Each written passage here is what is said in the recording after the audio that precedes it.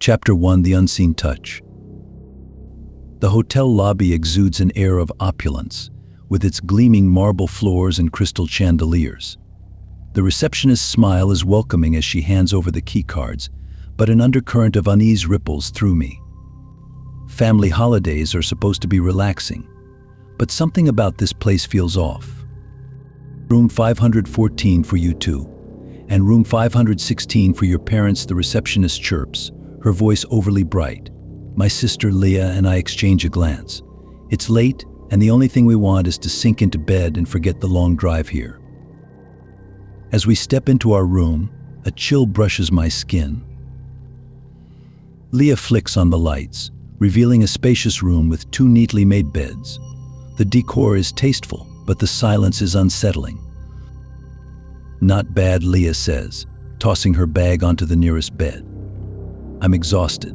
Let's just get some sleep. I nod, slipping into my pajamas and sliding under the covers. The weight of the journey tugs at my eyelids, and soon, the room dissolves into darkness. I wake with a start, heart pounding in my chest.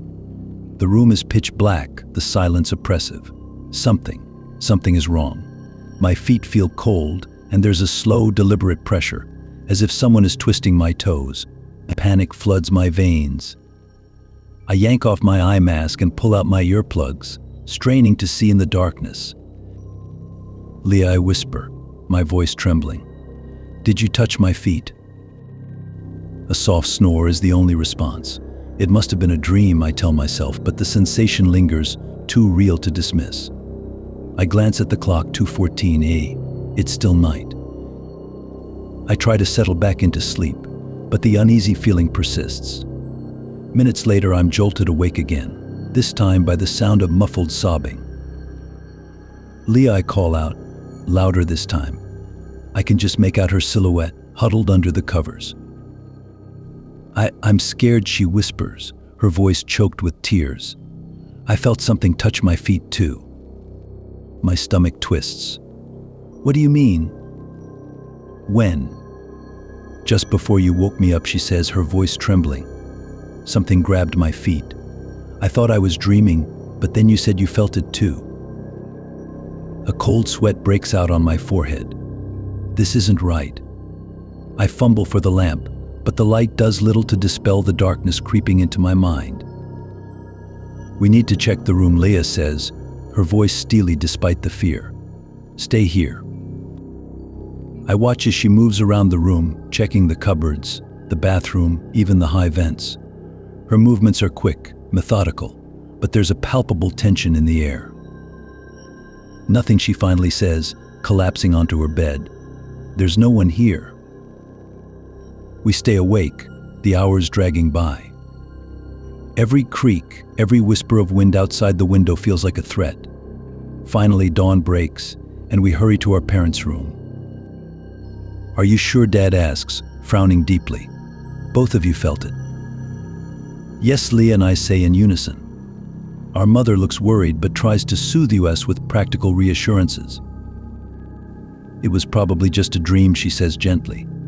You're both overtired. But it felt so real, I insist. Someone or something was in our room. Dad looks grim. We'll talk to the hotel staff. The manager's expression is apologetic, but dismissive. We assure you our security is top-notch. No one could have entered your room without a key card, and your door was locked from the inside. But we felt it, Leah says, her voice rising. We both felt it. The manager's smile is placating. We'll investigate, I promise. We leave the hotel with a sense of relief, but the memory of that night clings to me. Days later, back home, Leah and I are talking when she mentions something that sends a chill down my spine. Remember the balcony, she says. What if? What if someone climbed in from there?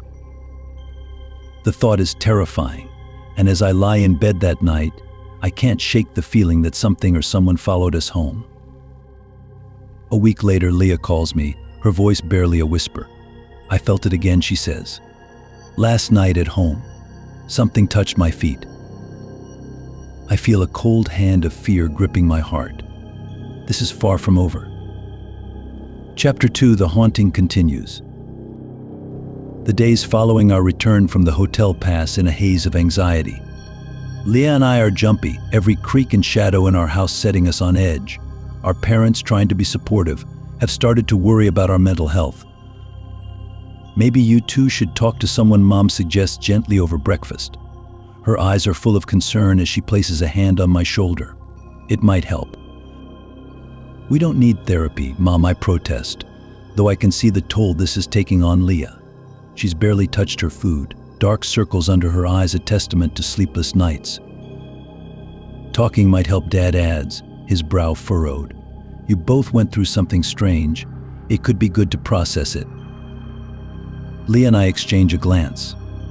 We've tried talking to each other, but it always ends in more questions than answers. We'll think about it, Leah says, offering a weak smile.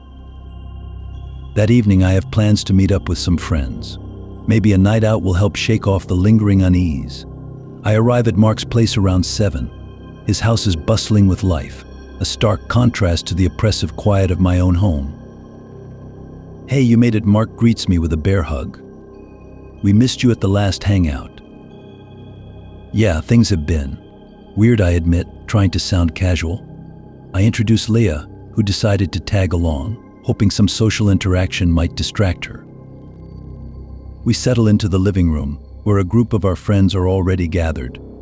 There's Mark, the life of the party, Sarah, his girlfriend, who's always the voice of reason, Jason, the jokester, and Emily, the quiet but observant one. So, what's been up with you guys, Mark asks, passing around snacks. Leah and I exchange a look. Should we tell them? It seems ridiculous, but maybe they can offer some perspective. You wouldn't believe us if we told you, Leah says, attempting a laugh that comes out strained. Try us, Sarah says, her eyes twinkling with curiosity. Taking a deep breath, I recount our experience at the hotel, the eerie sensations, the investigation, and Leah's recent encounter. The room falls silent as I finish, the only sound the soft hum of the refrigerator. That's creepy, Jason says, breaking the silence. Are you sure it wasn't just a nightmare? We were both awake, Leah insists. It wasn't a dream. Emily, who has been listening intently, finally speaks up. Maybe there's something more to this. Have you looked into the history of the hotel or your house? I shake my head. No, we haven't thought about that. Well, I can help with that, she offers. I'm good at digging up information. Let's see what we can find. The next few days are a blur of research. Emily proves to be a valuable ally, uncovering unsettling details about both the hotel and our home. The hotel, it turns out, has a dark history, rumors of hauntings and unexplained events dating back decades. Our house, however, reveals no such past, leaving us baffled. One evening, as we're poring over old news articles in the living room, the temperature suddenly drops. Leah shivers, wrapping a blanket around herself. Did someone leave a window open, she asks. No, everything's closed, I reply, my breath visible in the sudden chill.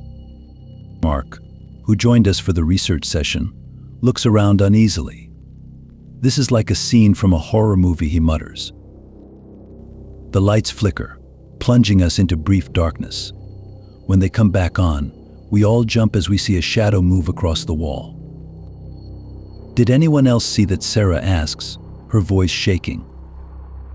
Before anyone can answer, a loud bang echoes from upstairs. We freeze, hearts pounding. What was that? Leah whispers. Stay here, I say, though my legs feel like lead. Mark and I make our way upstairs, the floorboards creaking ominously beneath our feet. The hallway is empty, but the door to Leah's room is ajar, a soft light spilling out. Do you see anything? Mark asks, his voice barely audible. I shake my head, stepping cautiously into the room. Everything appears normal, but an oppressive feeling hangs in the air. There's nothing here, I say, but as we turn to leave, the door slams shut behind us. Downstairs, the others hear the slam and rush up, their footsteps pounding on the stairs. "Are you guys okay?" Emily calls out, panic in her voice. "We're fine," I shout back, though my heart is racing. Mark and I try to open the door, but it won't budge. "Something's holding it shut," Mark says, straining against the door. On the other side, Leah and Jason throw their weight against it, finally forcing it open. We stumble out, gasping for breath. "What the hell is going on?" Sarah exclaims, her face pale. "I don't know," I admit, feeling helpless.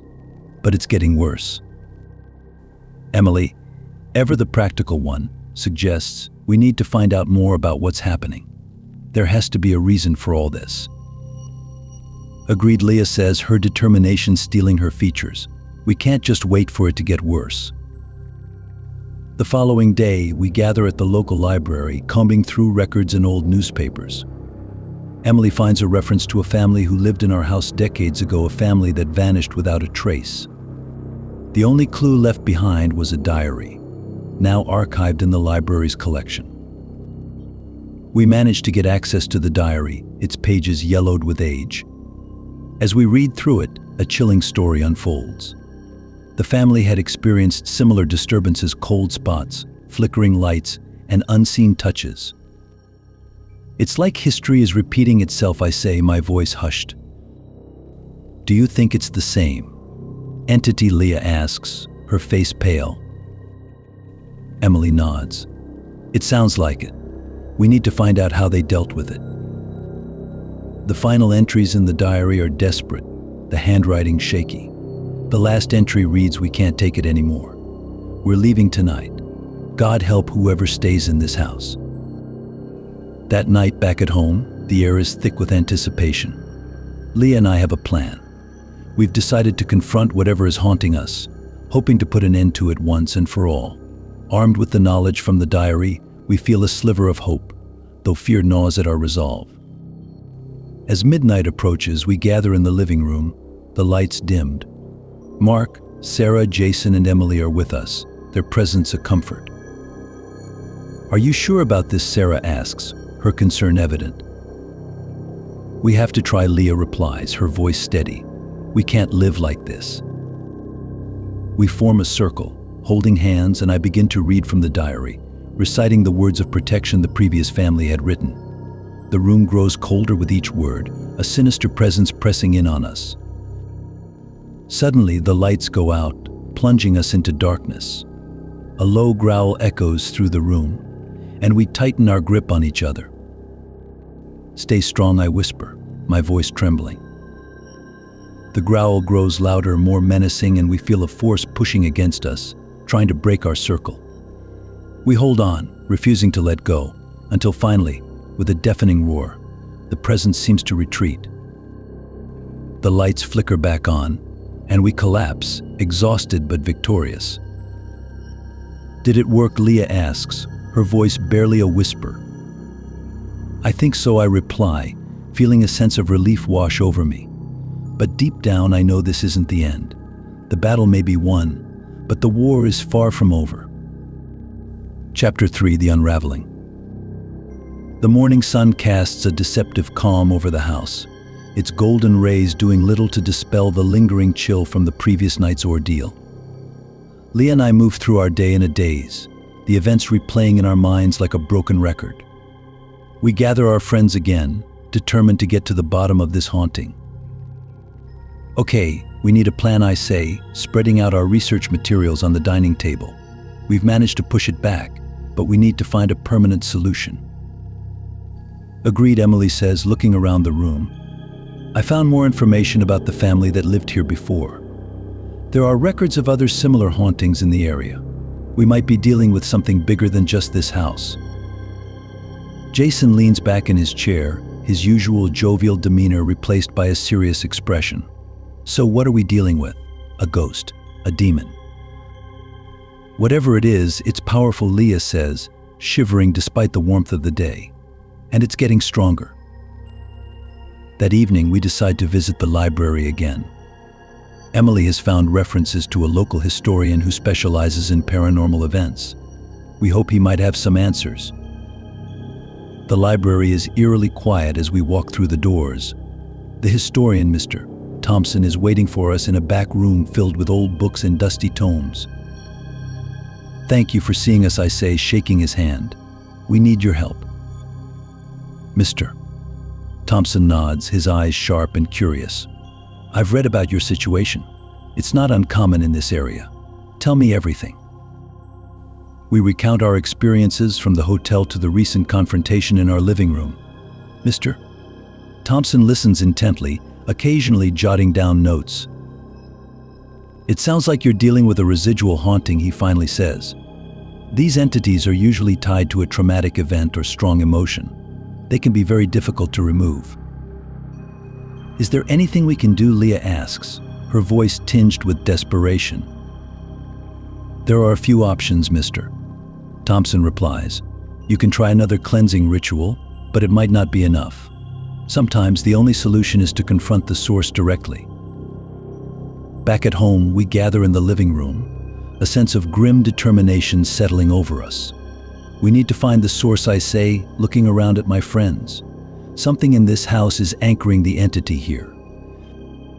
Could it be something left behind by the previous family, Sarah suggests. It's possible, I reply. We need to search the house from top to bottom. Look for anything out of the ordinary. We split into pairs and begin our search. Leah and I take the attic, a dusty, forgotten space filled with old boxes and cobwebs. As we sift through the clutter, a sense of foreboding grows. Do you feel that? Leah whispers, her eyes wide. Yeah, I reply, my voice barely audible. Something's here. We find an old trunk tucked away in a corner, its surface covered in dust. With a deep breath, I open it, revealing a collection of old photographs and letters. Among them is a diary, similar to the one we found in the library. Look at this, Leah says, picking up the diary. It's the same handwriting. We skim through the pages, the entries growing more frantic and desperate. The final entry reads, "We can't escape it. We've tried everything. If you're reading this, beware. The entity is tied to an object in this house. Destroy it, and you might be free." As we gather in the living room, the atmosphere is tense. We need to find that object, I say, placing the diary on the table. It's the key to ending this. But how do we know what it is? Jason asks, frustration evident in his voice. Let's start with the most likely places, Emily suggests. Attics, basements, hidden compartments. Anywhere someone might hide something valuable. We resume our search, this time with renewed urgency. Hours pass as we comb through every nook and cranny of the house. Just as hope begins to fade, Leah calls out from the basement. Guys, I think I found something. We rush to join her, finding her standing in front of a bricked-up section of the wall. It looks like someone tried to seal something in here, she says, her voice shaking. We grab tools and begin to chip away at the bricks, the sound echoing through the basement. Finally, the wall crumbles, revealing a small wooden box. This has to be it, I say, reaching for the box. As we open the box, a wave of cold air rushes out, sending chills down our spines. Inside, we find an old, ornate mirror. Its surface is dark and foreboding, reflecting nothing but shadows. Do you think this is the source? Sarah asks, her voice barely a whisper. It must be, Emily replies, her eyes fixed on the mirror. We need to destroy it. We take the mirror outside, the night air cold and still. Placing it on the ground, we gather around, each of us holding a tool. On three, I say, my heart pounding. 1, 2, 3. We bring our tools down on the mirror, the sound of shattering glass ringing out into the night. The shards scatter across the ground, and for a moment everything is silent. Then a low growl emanates from the broken pieces, growing louder and more menacing. The air grows cold and a dark shape begins to form in the midst of the shards. It's not over, Leah says, her voice trembling. The shape takes form, a shadowy figure with glowing eyes. It lunges at us, and we scatter, trying to avoid its grasp. Keep fighting, I shout, swinging my tool at the figure. It recoils but doesn't dissipate. Emily begins to recite the protection words from the diary, her voice strong and steady.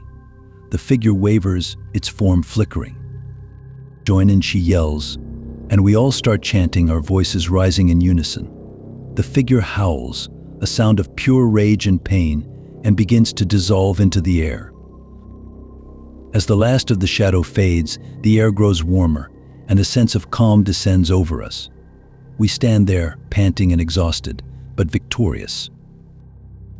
"Is it over?" Sarah asks, her voice barely audible. "I think so," I reply, feeling a weight lift from my shoulders. We did it. The following days are a blur of normalcy. The house feels lighter, and the oppressive presence is gone. Leah and I finally sleep soundly, the nightmares no longer haunting our dreams. One afternoon, as we sit in the living room, Emily brings over the diary we found in the attic. "We should return this to the library," she says, her eyes reflecting the relief we all feel. "Agreed," I say, smiling. "Let's put this chapter behind us." As we drive to the library, the sun sets behind us, casting a warm glow over the town. For the first time in weeks, I feel at peace. We've faced our fears and come out stronger on the other side. But as we hand the diary back to Mr. Thompson, he gives us a knowing look. "You've done well," he says. "But remember, the past has a way of resurfacing. Stay vigilant." We nod, understanding the weight of his words. We've won this battle, but the war against the unknown is never truly over. As we leave the library, a sense of closure settles over us, but we remain watchful, ready for whatever the future may hold. Chapter 4. The Final Confrontation. The weeks following our ordeal were surprisingly peaceful. The house, once filled with oppressive dread, now seemed like a sanctuary. Leah and I had finally started to relax, convinced that we had put the horrors behind us. Our friends, too, returned to their daily routines, though we remained in close contact, our bond strengthened by the shared experience. One evening, as the sun dipped below the horizon, casting long shadows across the yard, Leah and I sat on the porch, enjoying the cool breeze. The calm was abruptly shattered by a phone call from Emily. "Hey, I found something," she said, her voice urgent. "You need to come over right now." Leah and I exchanged worried glances. "What is it?" I asked. "Just get here." "It's important," she replied, hanging up before we could ask more. We arrived at Emily's house to find her pacing anxiously in her living room, a stack of old documents spread out on the coffee table. "What's going on?" Leah asked, closing the door behind us. Emily gestured to the papers.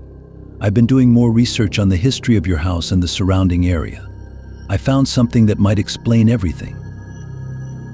We sat down, leaning in as Emily pointed to an old newspaper clipping. There was a series of disappearances in the 1920s, all linked to a cult that believed in harnessing dark energy. The leader, a man named Victor Ward, performed rituals in your house, which was then his home. I felt a chill run down my spine. "So the entity, it's tied to him?" Emily nodded. "I think so. The mirror we destroyed was probably just one of the artifacts he used. There could be more." "We need to finish this," Leah said, determination hardening her features. "We need to find the other artifacts and destroy them." We returned to the house with Emily and began our search anew. Hours passed as we combed through every room, looking for anything that seemed out of place. Just as frustration began to set in, Leah called out from the basement. "Guys, I found something." We rushed to join her, finding her standing in front of the same section of the wall where we had found the mirror. This time she held a crowbar, prying at a loose brick. As the brick came free, it revealed a hidden compartment. Inside was a small, ornate box. "Careful," Emily warned. "We don't know what we're dealing with." Leah gingerly opened the box, revealing a collection of strange objects, a vial of dark liquid, an old book filled with cryptic symbols, and a small black crystal. "This must be it," I said, my voice barely above a whisper. "These are the artifacts." Emily examined the book, her eyes widening. These symbols are similar to the ones in the diary. They're instructions for a ritual to banish the entity permanently. "Let's do it," Leah said, her voice steady. "We can't let this thing come back." We gathered in the living room, setting the artifacts on the coffee table. Emily read the instructions aloud, and we prepared the ritual. As we began to chant the words, the air grew cold, and the lights flickered ominously. A low growl echoed through the room, the same menacing sound we had heard before. The shadowy figure began to form, its glowing eyes fixed on us. "Keep chanting," Emily shouted, her voice shaking but strong. We continued the chant, our voices rising in unison. The figure lunged at us, but a barrier of light seemed to hold it back. It howled in rage, thrashing against the invisible wall. "Almost there," Emily cried, the intensity of the moment electrifying the air. The shadow began to waver, its form flickering. With one final, ear-piercing scream, it dissolved into nothingness, the cold dissipating as the room returned to normal. We collapsed onto the couch, our bodies exhausted but our spirits lifted. "Is it really over?" Leah asked, her voice barely a whisper. "I think so," Emily replied, closing the book. "We've banished it for good." As we sat in silence, the weight of the past weeks lifted from our shoulders, replaced by a sense of relief and triumph.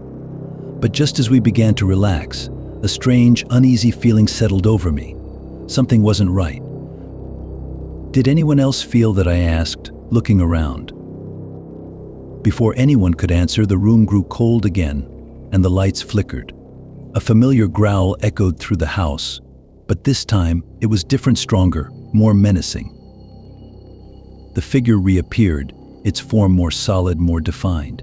It moved with purpose, its eyes burning with malevolence.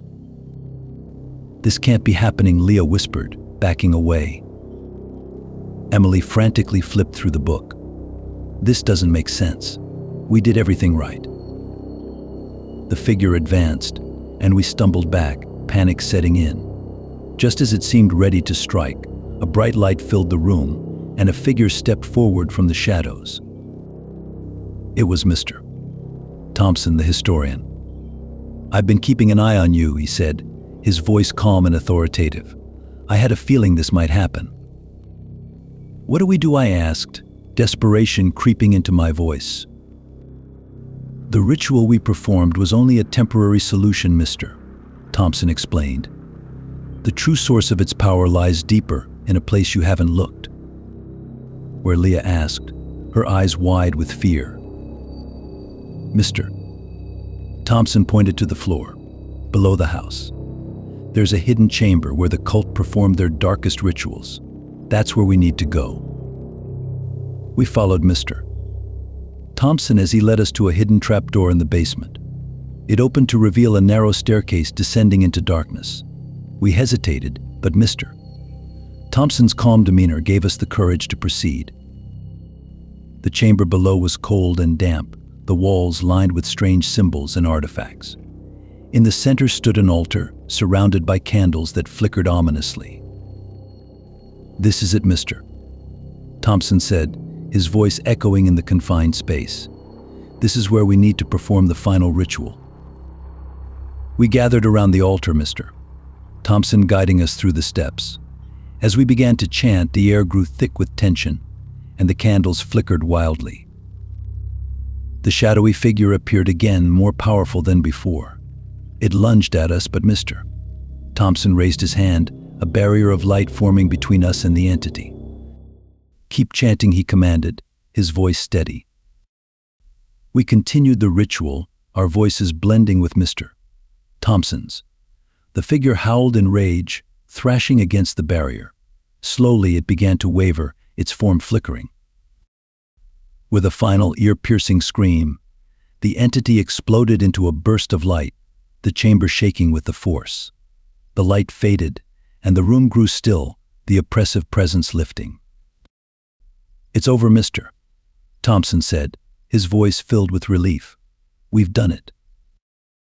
We emerged from the basement, the weight of the ordeal finally lifting from our shoulders. The house felt different, lighter, more welcoming. Lee and I exchanged a relieved glance, knowing that we had finally put the past behind us. As we thanked Mr. Thompson, he gave us a knowing smile. "You've done well," he said. "But remember, the past has a way of resurfacing. Stay vigilant." We nodded, understanding the weight of his words. We had won this battle, but the war against the unknown was never truly over. As we watched Mr. Thompson leave, a sense of closure settled over us. We had faced our fears and come out stronger on the other side. The horrors of the past were behind us, but we knew that we would always remain watchful, ready for whatever the future might hold.